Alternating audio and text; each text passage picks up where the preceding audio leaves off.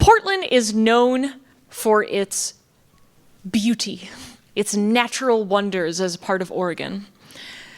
And no truer is that than in our national forest, Forest Park, bordering the west side of the city.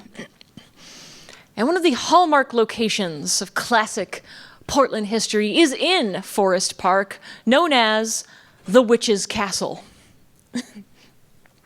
In the 1800s, a recent homesteader, wannabe farmer, took in a wandering man, incidentally, last name Stump, names, to help him till his soil and build his house. And the man lived with this farmer and the farmer's several daughters and the farmer's wife, and he just so happened to fall in love with one of the farmer's daughters, which of course the farmer was against. So Stump and the daughter secretly got married. And when they told the farmer about it, he flew into a rage and killed Stump. And he was actually Portland's first execution. Fun. Why am I bringing this up? Because the farmer attested that the only reason he did this is because his wife bewitched him with magic. And that is why he did it. Now, was she a witch? I don't know. What I can tell you is that he died, she got the farm, and perhaps she lives there still, for indeed there are many tales of hauntings at the famous Witch's Castle. So whether she is still there to this day, I cannot say, but I can say that she is joining us on stage. She is Kristen Gallagher.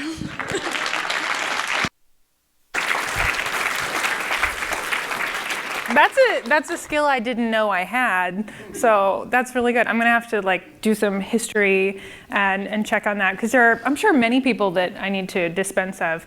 I'm sure none of you in the audience, so you're safe.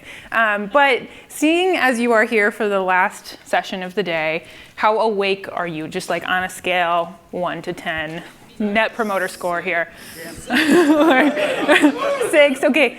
Not helpful for me, I need a little bit more than that. So hopefully I can get you something valuable today. So I'm gonna ask you a dangerous question. What do you want, ... in the context of your job? What do you want? Anybody, just shout it out for me. Ice cream. Ice cream, not relevant to the conversation, but helpful. Money, also not relevant to this particular conversation, but very relevant. So we might get there. Drivers that work, yeah. Tech that works, teams that help you. What do you not want in accordance with how teams communicate with you? Attitude. Attitude. What was another one from over here? Meetings. Ooh. Don't have any help for you on that one right now. Sorry.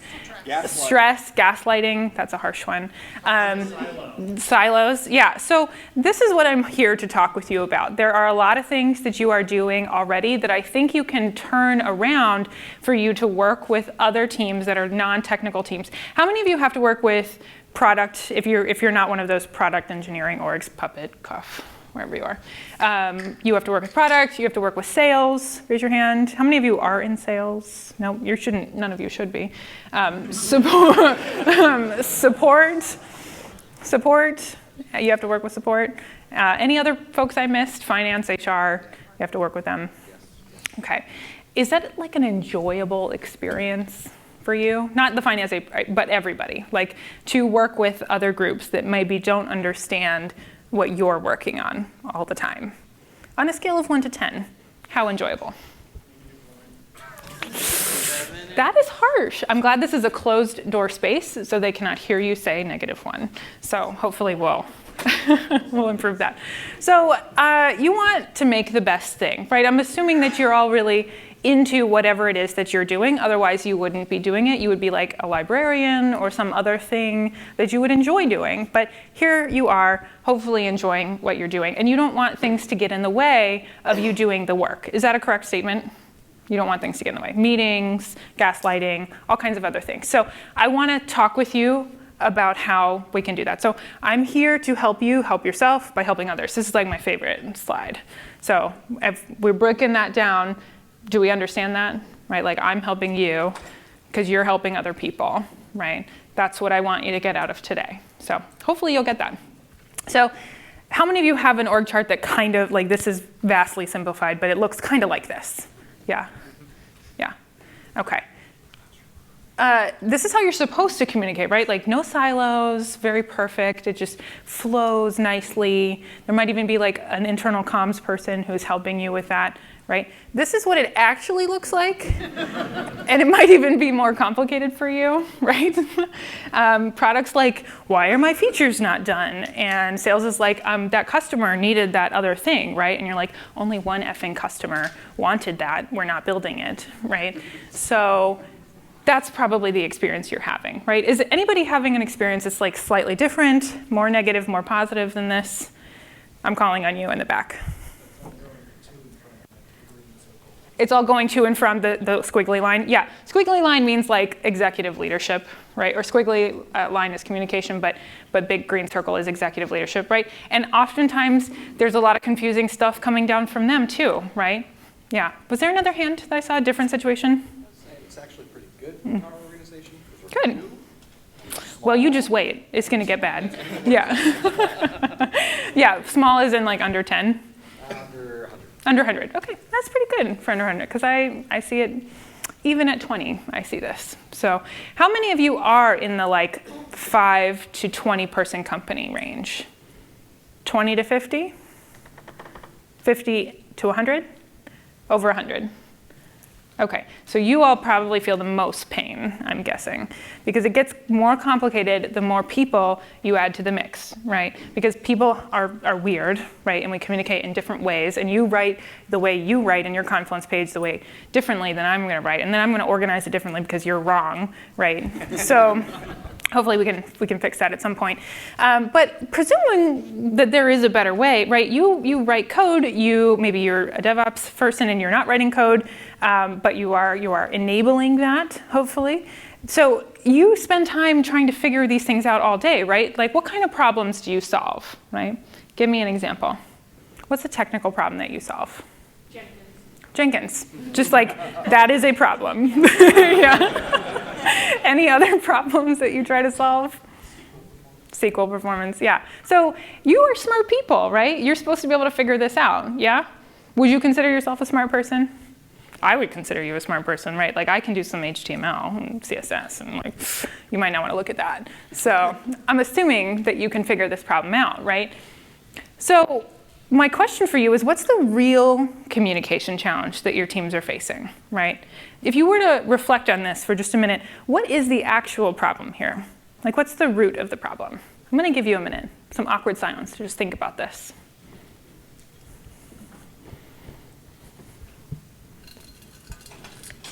And drink water so you know it's an awkward silence.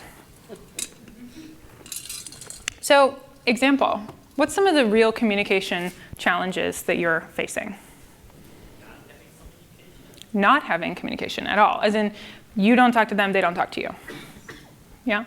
Who is in a remote company, remote-based company? What are your challenges about communication? Ours is too much. Too much. Too many Slack channels. Is it in Slack? And, Yeah. not one centralized location for like stuff that's important. Right. To scan all the channels, and it's, yeah. Exactly. You'll notice Slack is not on my list of things to use for this problem. We can talk about that later. Yes? Time zone differences. Time zone differences. Off, review, synchronous communication. Exactly. Yep. So I want to lead you through a couple of things today. Hopefully you'll be able to use some of the smarts that you have in your actual job to communicate better with some of the other folks around you. So how often do you think about the business needs of the other team who's trying to get something from you? Regular basis, like 0 times a day, 1 time a week? Hopefully sometimes, right? But what are your business needs? Like if everything was not in your way, you just had a clean path to producing what you wanted to produce, what would your business needs be? What do you need to get that done? Money, time, Space, time, and money. Space, time, and money. Yeah, any variant of those three things. But what about the other folks, right? What does HR need from you? What does sales need from you, right?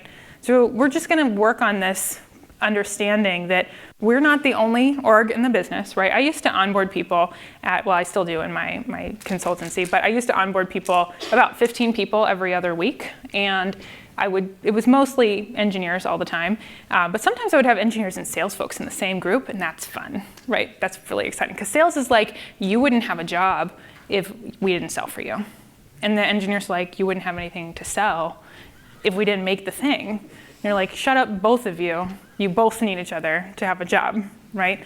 So we need to understand the business needs of other organizations in order to even broach this communication topic, right? So hopefully we can do some of that today. So I want you to take a moment and just think about that. What are some of the needs? You might not know them. What happens when you don't know what your customer needs? You go ask them, right? You go do some research, or you ask somebody else to do some research for you. What if you don't know what sales needs? How might you approach that, right? Going to ask them could be kind of scary, right? But how might you do that in a really small way? How could you find out what sales needs from you? Coffee, yeah. Coffee's a really good option. If you are in the same city, hopefully. Yep. What about if you are in a remote org and you're 48 hours different? How could you find out what another org needs from you? I'm looking at you like remote contingent. Well, if like their comms are transparent, you might like look at their Slack channel, right, or something, and get an idea. Do your of what they're homework. talking about. Yeah, exactly. You might look at their Slack channel. You might kind of do some homework, see what it is that they're talking about, what their pain points are. And often when somebody asks us a really blunt question like, what do you need? You're like, well, I need a lot of things, right? We need to learn to ask better questions, right? What do you need to be more successful? What do you need from me in order to get what you need done faster, right? What do you need from me in order to make your customer happier, right? Here's what I can do. We were just talking about managing expectations. When you know exactly what they need from you, then you can better manage expectations. Then people won't be upset with you when you haven't delivered what they want, right? Or you believe they believe you haven't delivered it. So there's different needs, and you want to know what they need, but you also want to be thinking about how you're currently communicating with them. And it sounded like earlier we're communicating sort of poorly with our other teams, maybe. You're probably maybe on Slack with them, except for finance and HR and sales generally don't like Slack, right? So they're not on there generally. And on top of that, if you are behind and you're pushing a lot of messages into your Slack or your HipChat or whatever, they're falling off the bandwagon, right? People can't catch up with them fast enough. So they don't know the context, they don't know the history. What are you doing other than chat right now to communicate with teams? Mailing lists. Mailing lists, email. Asana. Going over and talking to them directly. Literally walking over there. But I do. Least favorite. It can be uncomfortable, right? I'm an introvert too. I don't like just like showing up in someone's face and asking them stuff. But if we show up with better questions, maybe it'll be a less awkward conversation and we'll get what we need from them, right? So be thinking about what you're already doing, but is that optimized to the way that you regularly work? What are some of the tools that you work in to do your job every day? JIRA. Yeah. Confluence, maybe. Google Docs. VI. Yeah. GitHub. All right. So is email your favorite tool? Mailing list your favorite tool? Right. So if you don't like those tools, they might not work for what we're trying to do, right? So I'm going to maybe share that this is maybe unorthodox, right? Because you are asking another team to try something new, as you'll see in just a minute. But I think that when you ask somebody to come into your way of thinking about it, because you've spent some time trying to build empathy for the way that they need information, they will be more interested in learning how you do your job. So that's what we're trying to do here, is kind of erase some of the confusion between the different orgs, because a lot of different orgs don't understand what it is that you do on a regular basis, so they don't know how to ask for what they really need from you. So I want to take a moment to do some examples. So I'm going to give you some more awkward silence. So just think about some of these things, and I'll call on a couple of people. So what are the specific challenges your team faces when connecting with other groups. And what I'm really looking for is like an actual example of last week, they came to me and they asked for the thing and I wasn't ready or I didn't appreciate it or something happened. Anybody have an example of that in their mind? Yeah? Anybody willing to share? Yep. One and then two? Literally, as you were speaking, I got an email about an employment package. Never even heard about it, right? How many times did that happen to you where you're like, are you joking? I did not get any memo about that whatsoever. What was the other one? I got pinged about a scheduled downtime, fortunately in advance. I thought we'd handed it off to another team, but it turns out we hadn't. Right, right. And yet you have tools, you have Google Calendar, you have all these other tools, but are people hooked into them the right way, right? That's my question, is are we onboarding people properly into our systems and our tools so that we can actually do the work that we need to do, the way that we need to do it, the way that it happens best and happens fastest, and they get the information they need also. So that's my question for us as we talk about this. The first thing, though, before you try to like force GitHub on your HR team, because that will not work, although I do have a story of that working at some point, is refocusing the conversation. So you want to move it from being adversarial, and I'm not calling you adversarial right now, so don't get your feathers ruffled, but adversarial to advocating. What might I mean by adversarial to advocating? Promoting the other party's agenda. Yep, that's like a nice olive branch that we could extend. But it can get kind of adversarial sometimes, right? When you're like, leave me alone, I just need to do the work. Or why, for the millionth time, did I not get a notification about the deployment, right, that you needed me to be a part of, right? That you get frustrated, right? Because you don't want to come to work and deal with all those things on a regular basis. You just want to do a good job at your job, I'm presuming. Does anybody want to do a bad job, their job? Your bosses hopefully are not here.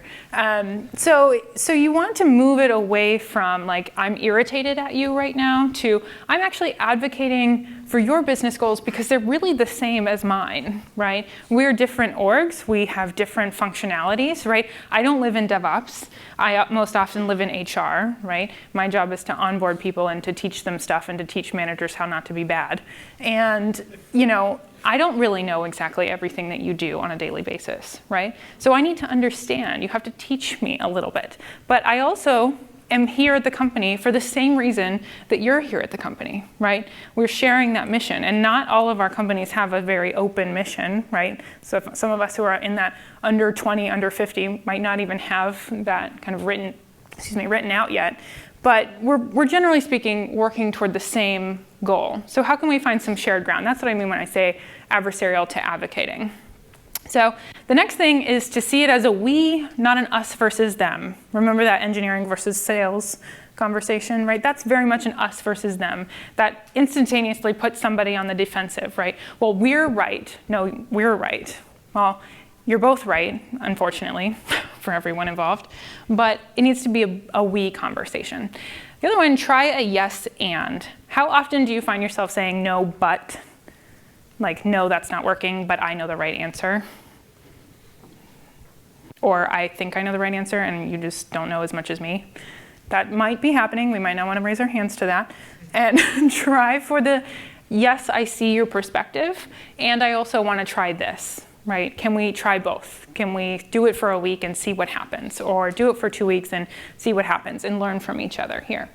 And then finally, include your understanding of their business needs. This wraps back up to that advocating piece, but think of just a non-technical, right, non-job related opportunity in your life or relationship in your life where somebody has clearly misunderstood what you need out of that situation. We're not going to take examples here, but somebody clearly did not understand what it was that you were hoping for out of that. In your conversation, did you feel heard? Did you feel welcome? Did you feel like you were going to be able to have a successful conversation or outcome from that experience? Probably not, right? So when we demonstrate to people that we have something valuable to give them because we understand what it is that they need, they're more open to listening to us. They're more open to trying it our way. So that is my piece of advice to you, is that take a moment to understand what it is that product really, really needs? What do they really want out of this, right? You're working toward the same end goal, but the way in which you work might be different. Therefore, the needs that they have will be different than yours. So do some examples, some more silence awkwardly. What can you do to refocus the conversation? So I'll just give you a moment.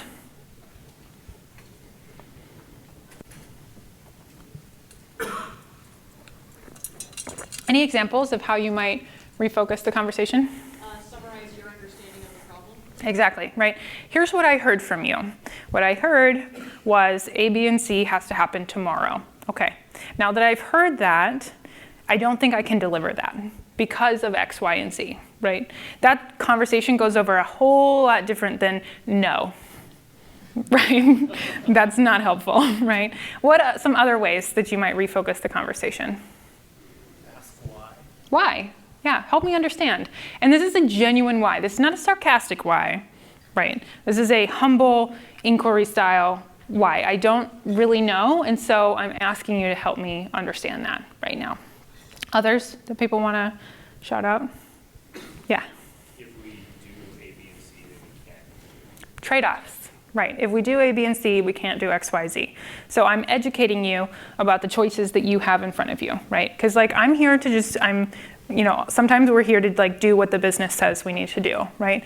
And that's not always a great feeling, but it's a better feeling to be able to say, I can do that for you, but here's what's gonna happen if I do that, right? If you want A, B, and C, we might not be able to have these other nice things. So just choose which nice things that you want, right? Because I don't want you to be upset with me that you don't have them. So secondly, I think we need to realize that often we're a black box. Like my work might be a black box to you, your work is a black box to me, right? We're a black box to other groups, not just technical, non-technical, but to other groups that don't always understand the way that we work, we can be a black box. So we need to turn on the lights. I want you to use what you already have at your disposal. So we mentioned JIRA or ticketing tools. You might already use some of these. You might be using GitHub, you might be using Confluence. Something else here, hopefully you're not using nothing at all. But if you're already using these things to communicate within your team, how might we use them to communicate outside the team, right? You can use JIRA to create a workflow and checkpoints. So I've put companies into JIRA for using or for onboarding new hires and for training managers, right? That's a process that is joining the HR, the learning and development, plus all of the teams, right? They're not necessarily, that HR group might not have been comfortable with JIRA before, but because we took the time to make a simple workflow and to explain it and to show what value it could bring, like AKA you don't bring 10 emails to onboard one new hire, that's irritating. So they're all for it, right? They're willing to learn a little bit. They're gonna use a tool that is familiar to you to make it better for them, right? You could use GitHub to create a handbook together, right? Create a process. There are companies that have put their employee handbooks on GitHub, right? And an employee handbook isn't a highly technical thing, but why could you not use GitHub to explain something to a team, right? Or they could commit something to it. You could teach them a little bit, right? That's an interesting concept of working internally with your company and showing them, this is how we use our tools on a daily basis. And I want you to be part of that because I want our communication to flow smoothly, right? It doesn't have to be like a 4-day workshop. Confluence. How many of you have a really well-formatted Confluence? I didn't think so. So your information architecture is probably lacking a little bit. Like, do a little bit of cleanup. I like to put this into sprints. Just grab an hour, pick 10 documents, fix them, retag them, reorganize them. Like, take it in small bites and fix it. That way you can share with somebody else because probably most of the questions they're asking you are already written down. Is that a thing that you feel like you find?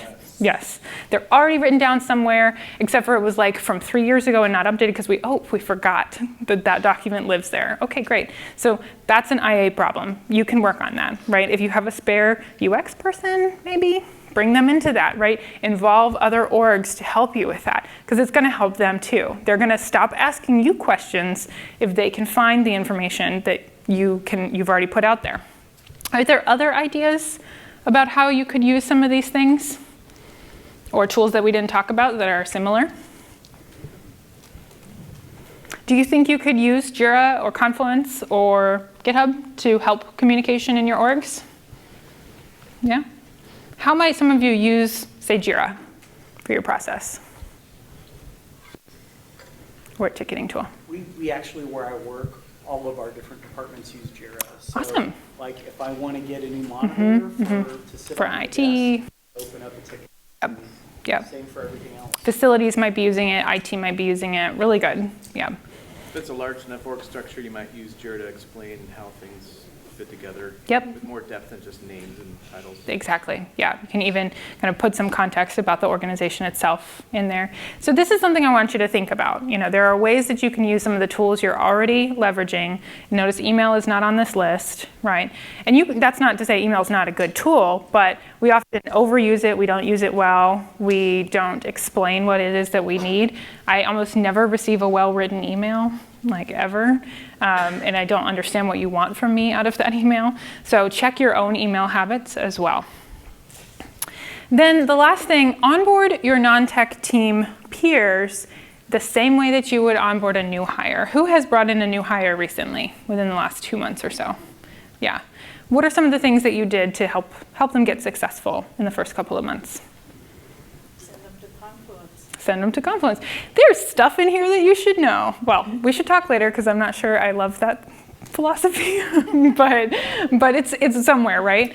Yeah. So, but if we're going to send somebody like, I don't know, I'm just going to pick somebody out, like an HR business partner to Confluence to understand how we do our work, I guarantee you they're not going to read it, right? And that's not because I'm bashing HR, but they just have other things to do, right? Because we don't necessarily understand all the things that they do with their time. We can kind of look and be like, well, why don't they have time to do that? But in reality, they're working just as hard on a different part of the business. So that's part of our empathy and understanding their business needs as well. So think about the way that you onboard new hires. Hopefully there's some methodology you bring, right? I want you to look at this, and then this, and then this, and then I want you to think about how you check out code and A, B, and C. You can do the same thing with non-tech teams. Bring them in, have a kind of a half-day workshop with them where they get an opportunity to see what it is that you do, like a day in the life. That would be a very good way for them to develop empathy with your team, right? Not just you doing that for them. So, question for you. What do you think that is integral to your work, but that also connects to another part of your team? So not something that you do with your team and it's just in a vacuum, but something that you do that also connects to another org that you don't have kind of agency over. What's an example of something like that?